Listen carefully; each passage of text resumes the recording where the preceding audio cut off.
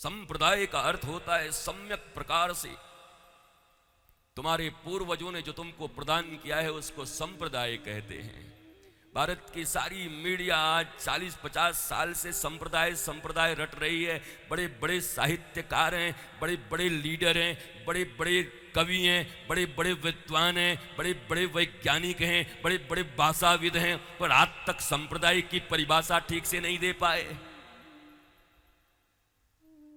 इन बच्चों के मनों में जो कुछ बिठा दिया बिठा दिया। What do you mean by संप्रदाय? सम्यक प्रकार से अपने पूर्वजों से प्राप्त ज्ञान को ही संप्रदाय कहते हैं। इसमें क्या बुराई है?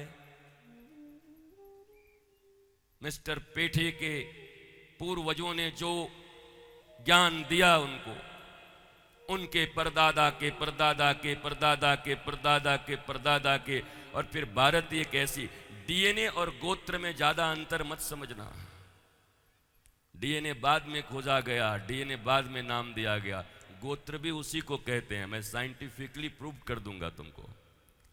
पर भारत की विद्या की तरफ किसी का, और भारत की विद्या अगर विकसित हो गई तो सबको मालूम है कि केवल हथियार बना करके भारत के ऊपर में कभी भी अपनी प्रभुता कायम नहीं की जा सकती, क्योंकि भारत में इतने विद्वान, इतने वैज्ञानिक, इतने निष्णात लोग हैं। मैं तो कहता हूं कि अगर कल्पनाशीलता की बात है तो जरा बताओ कि आज की दुनिया में जिस पुष्पक विमान की बात चलती है, अभी भी अमेरिका उसको बनाने में सफल नहीं हो पाया है।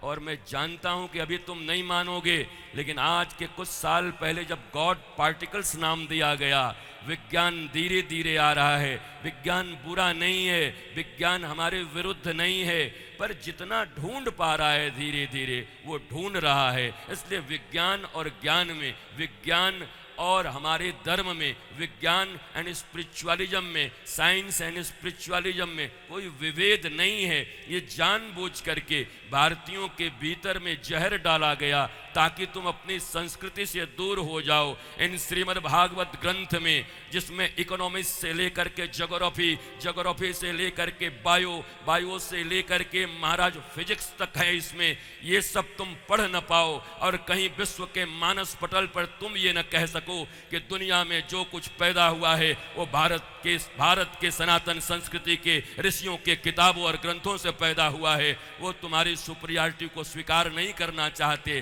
दैट्स वाई उन्होंने ऐसी शिक्षा व्यवस्था तुम्हें दी है कि जीवन भर उनकी गुलामी करते रहो तुम, पर तुम भी मानने को तैयार नहीं हो। भक्ति ही अमूल्य है। हम सब विभक्त हैं, बटे हुए। एक दिल के टुकड़े हजार हुए, कुछ घर में गिरा कुछ ससुराल मिले।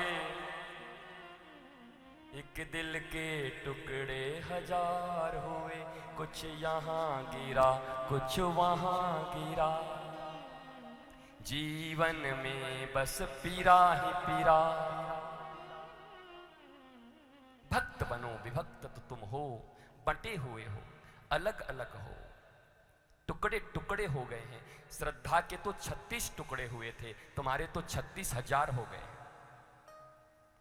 तुम्हें तो खुद ही पता नहीं तुम कहां हो। एक पल तुम्हारा चित्त लगता नहीं, न घर में लगता है।